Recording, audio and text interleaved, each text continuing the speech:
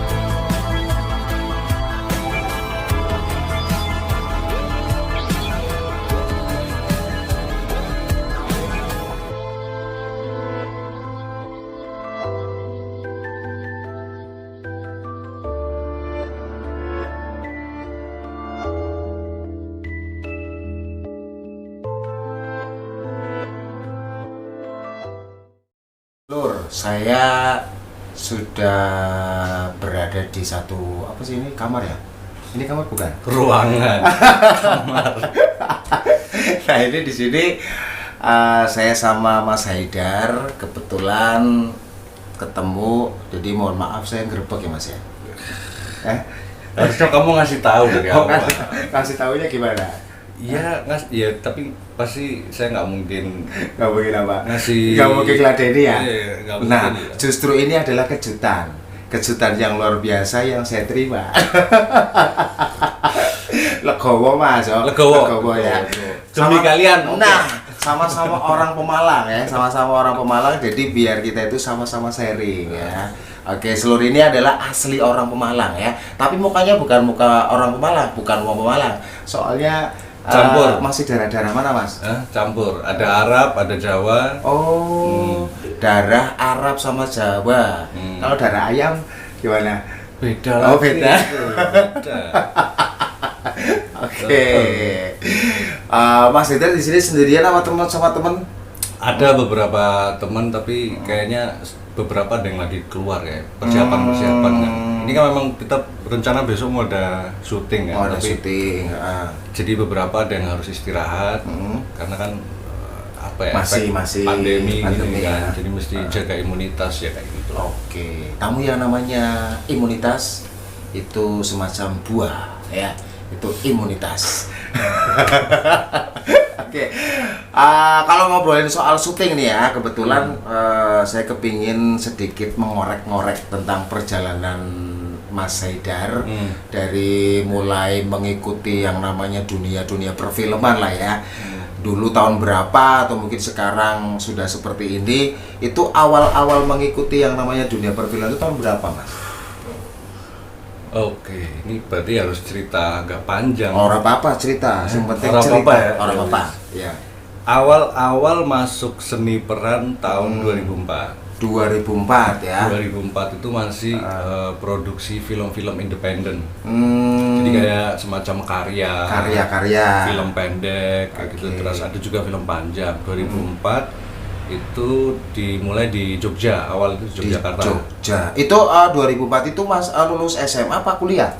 Kuliah. Kuliah. Masih Masih kuliah di Jogja. Masih kuliah di Jogja. Terus 2004, 2005 sampai 2014 baru mulai masuk ke industri. Oh, jadi sudah mulai produksi atau Produksi, mungkin sudah mengikuti yang namanya alur profesional apa Nah, gimana? profesional. 2004 mulai dari 2014 udah mulai profesional. Jadi udah fokusnya ke bioskop kan. Dari 2004 menuju ke 2014. 2000 ya. Itu berarti berapa? 10 tahun ya? 10 tahun. 10 tahun kamu berkarya untuk katakanlah berkarya di perfilman walaupun katakanlah itu adalah independen ya. Tapi mendapatkan hasil baru tahun 2014 profesional. Itu zaman segitu bayarannya piro, Mas? Cuman segitu mungkin yang paling kecil kan itu dari awal-awal pasti kita pernah ngalami yang jadi kalau ini beda ya, kalau di film independen karya itu mungkin bayaran paling cuma berapa ya, itu kan karena karya ya sama teman-teman kan sama kawan-kawan, paling nggak mungkin 50 mungkin 100 ribu pernah, tapi pas zaman-zaman itu sering kita nggak dapat bayaran, tapi kita lebih ke fokus ke karyanya. Karena di situ mungkin diawali dari hobi ya, jadi Hobi, kita awal. bisa menikmati meskipun itu katakanlah hanya sekedar buat ya melu-melu marangan bareng-bareng gitu ya, tapi nggak apa-apa ya, tetap semangat. Iya, kalau awal kan kita sama tim itu ada beberapa yang fokus kamera, terus ada yang di audio, terus ada yang apa ya, masing-masing bidang kolaborasi bareng, bikin sesuatu yang bisa dilihat orang-orang audiovisual. Nah, setelah itu dirasa memungkinkan untuk naik level, ya udah kita langsung fokus ke bidangnya masing-masing. Oke, luar biasa ya. Nah, ini selama 2000 independen, ya tadi kan bilang ya antara independen dan juga profesional. Itu bedanya apa, Mas Haidar? Independen dan juga profesional. Perbedaannya gini, kalau yang di independen itu tim produksinya hampir sebagian besar mungkin dari teman-teman sendiri. Teman sendiri. Terus apa ya, cenderung mungkin kalau kita bikin mudahnya itu mungkin untuk finansialnya mungkin masih sangat terbatas. Belum menghasilkan finansial lah kalau independen tuh. Fokusnya hanya lebih ke karya, lebih ke egoisme apa ya, komunitas, egoisme inilah istilahnya. Kalau yang di profesional berarti kita sudah sebagai karir, udah sebagai apa ya, katakanlah sudah profesional, terus katakanlah menghasilkan lah ya, sesuai dengan harapan kita ya. Oke, dari tahun itu Mas Haidar itu sering mendapatkan peran apa? Oke, ini yang dari mulai industri aja ya? Dari mulai industri, nggak apa-apa. Kalau yang dari mulai industri, awal malah justru polisi. Awal-awal tuh polisi. Polisi? Tergantung rambut. Tergantung rambut. Kalau dulu kan rambut gondrong kan, panjang. Dulu gondrong ya? Gondrong, panjang. Kalau pas posisi rambut panjang, pasti arahnya antagonis, penjahat. Nggak tahu kenapa, mungkin karena sistem industrinya lebih mudah untuk melihat orang langsung dari fisik. Dari fisik ya? Fisik, oh ini kayaknya penjahat, udah fokus penjahat. Sampai satu titik, aku bosen kenapa harus penjahat terus, potong pendek rapi. Itu potong pendek rapi, tawarannya malah polisi. Polisi masuk yang di yang pertama itu City kan, judul filmnya City. Film City itu. Nah, kalau di film kita ada observasinya.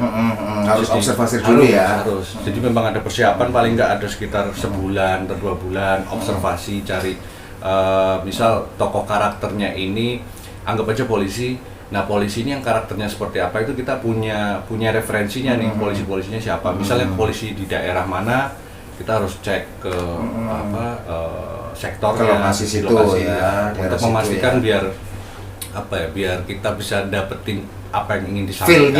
Feel-nya, dapat jiwanya juga sebagai peran seorang polisi. Wih, jadi harus observasi. Jadi di mana-mana kalau misalnya kalian mendapatkan suatu peran, berarti harus uji coba dulu. Kalau nggak uji coba dulu, berarti kita nggak tahu. Nggak tahu, Ya. Dari peran itu rasanya gimana, Mas? Jadi peran seorang polisi. Ini polisi India apa polisi Indonesia? Polisi India. Soalnya tampang-tampangnya itu mukanya apa ya, lebih pas polisi India. Itu gimana, Mas Edar? Awal waktu ditawari jadi polisi, Film City ini ya, sutradaranya memang bilang kan, awal kan merasa sanksi kan, kenapa saya nggak bisa jadi polisi kan, apalagi ini cerita-cerita tentang daerah di Jawa kan.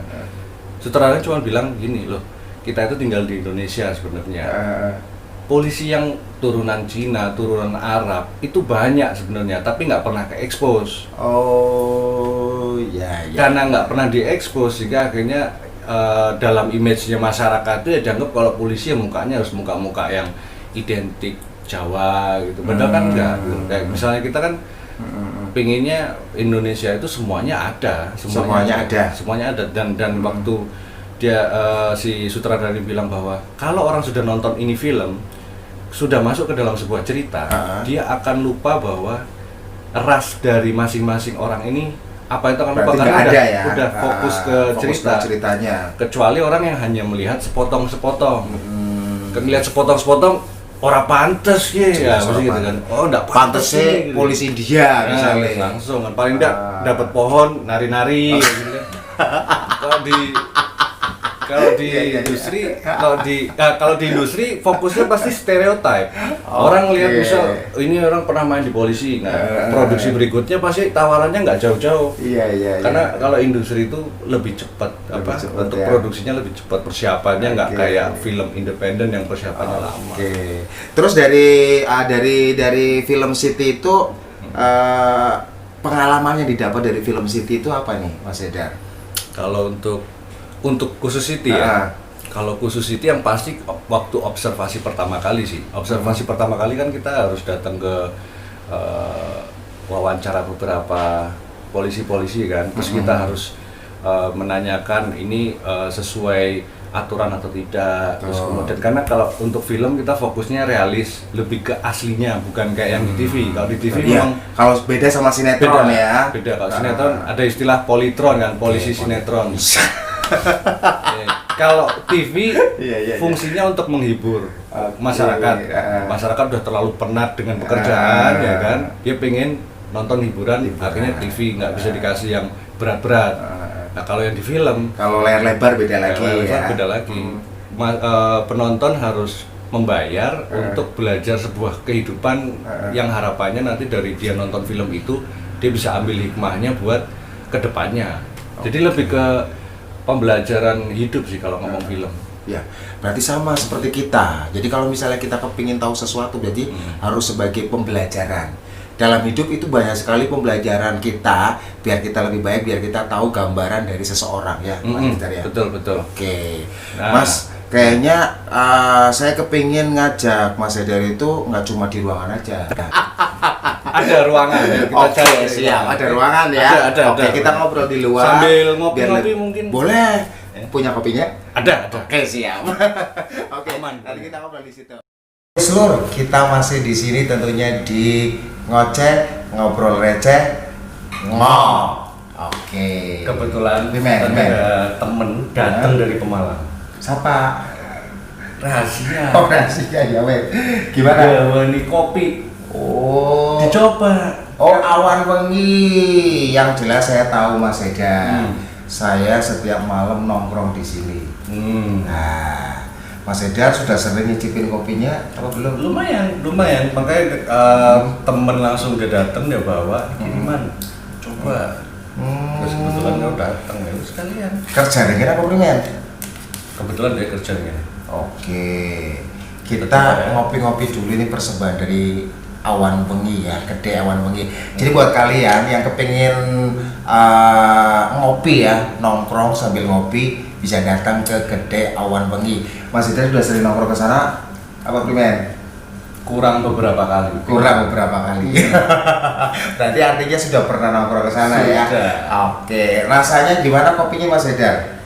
Ini dia khas kan, kalau nggak salah ada beberapa pakai gula apa Jawa ya, ada aren ya. Kayaknya sih iya, kayaknya. Tapi yang pasti enak ya. Jadi buat kalian yang kepengen konsumsi untuk kopinya bisa nongkrong di situ ya. Itu yang beralamat di Jalan Sulawesi ya, depan Pengadilan Agama Pemalang. Gitu. Nanti kalau Mas Haidar misalnya pulang, kita ajak nongkrong ke situ. Siap.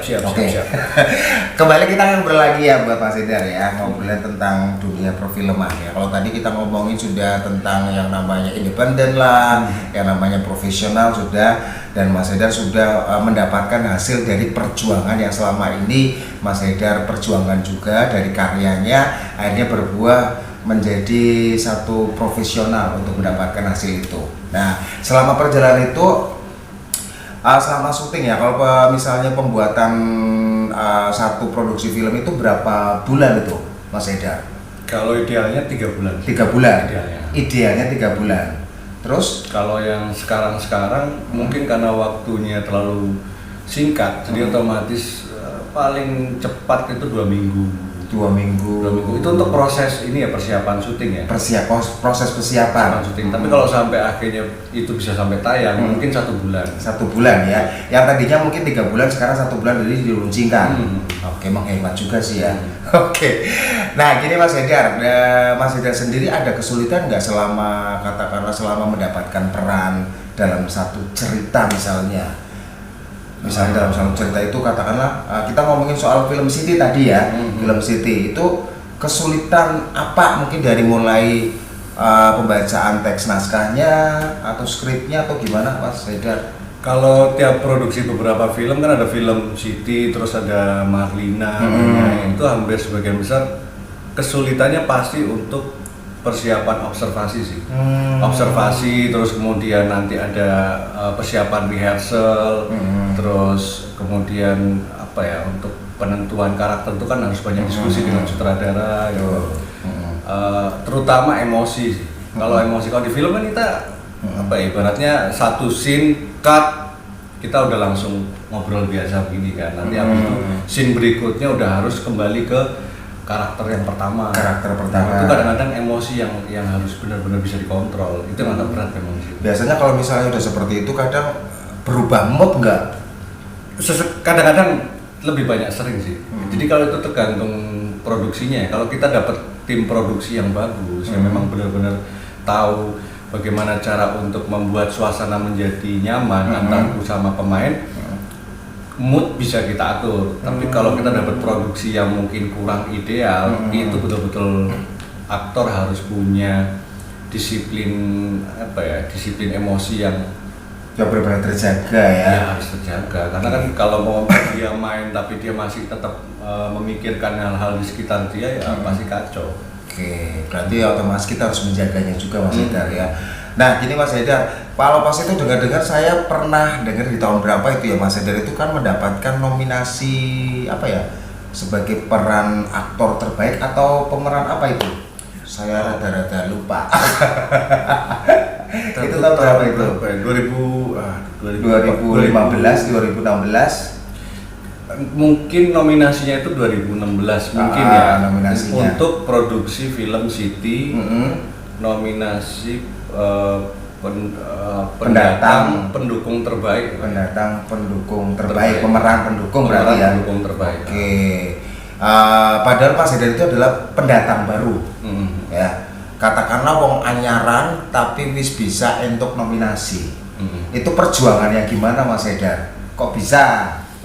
Itu di luar dugaan sih ya, karena kita kan nggak, waktu main film nggak pernah terpikir itu untuk nominasi. Dapat nominasi ya. Kemudian ternyata film itu diikut sertakan dalam sebuah festival dan akhirnya dapat apresiasi, itu di luar dugaan. Ya, pasti ada bangganya juga. Bonus lah ya. Ya itu. Apalagi kan pendukungnya itu salah satunya ada Mas Slamet Raharjo, terus ada Oka Antara, ada Paul Agusta, terus jadi lawannya kan lawan-lawan yang senior, lawan-lawan yang memang sudah lebih duluan ya. Wis di sini dari Mas Haidar, tapi Mas Haidar pendatang baru tapi bisa. Itu Itu satu apa ya? Satu kebanggaan juga sih Mas ya. Alhamdulillah, apalagi asli wong Pemalang ya. Bukan baca-bacanya wong Pemalang ini kayak iya ya. Oke, kalau saya kepingin tahu berarti untuk film apa saja yang sudah dibintangi dari Mas Haidar? Film apa saja?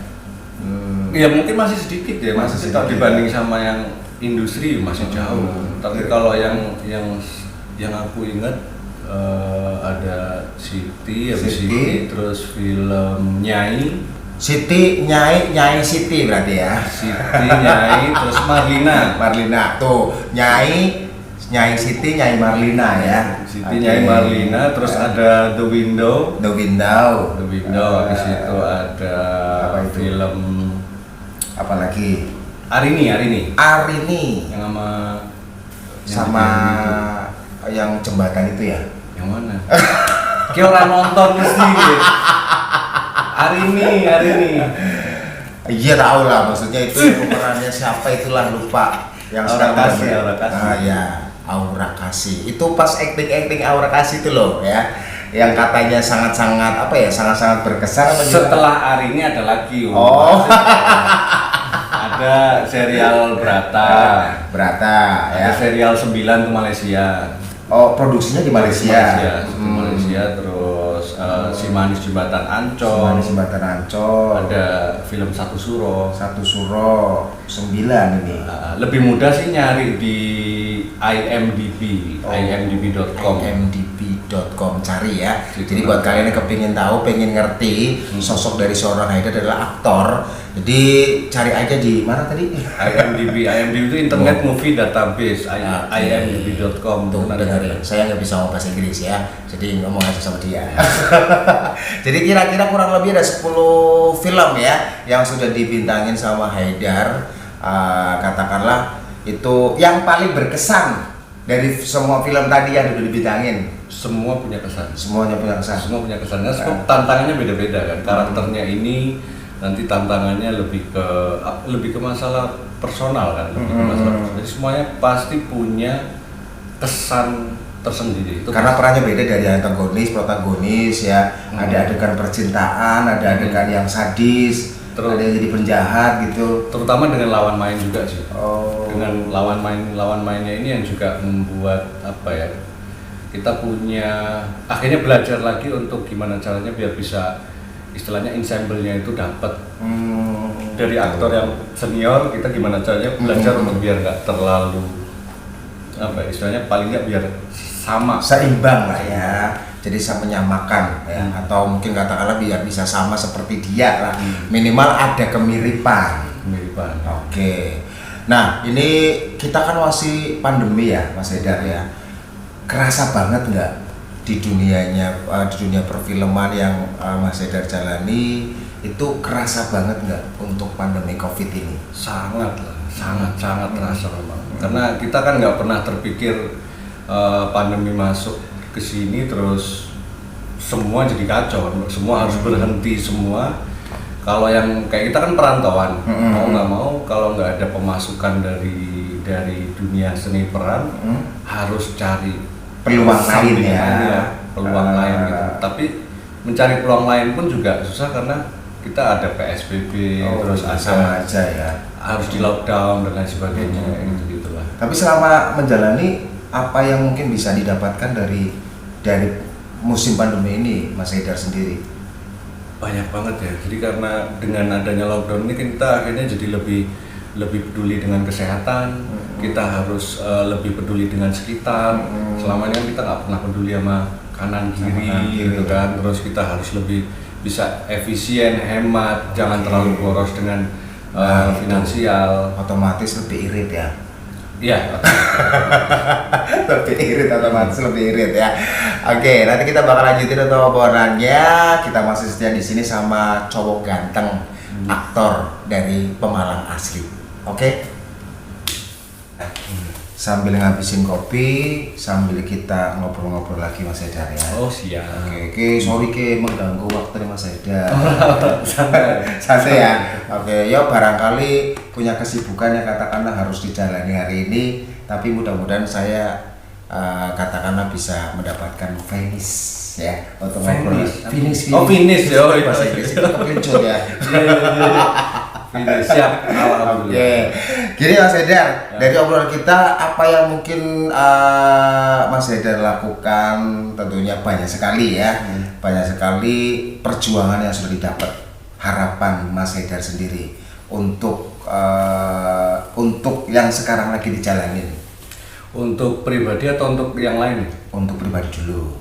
Oke, kalau untuk pribadi sih pengen benar-benar memaksimalkan potensi yang saya punya, terus mudah-mudahan dapat produksi atau terlibat dalam satu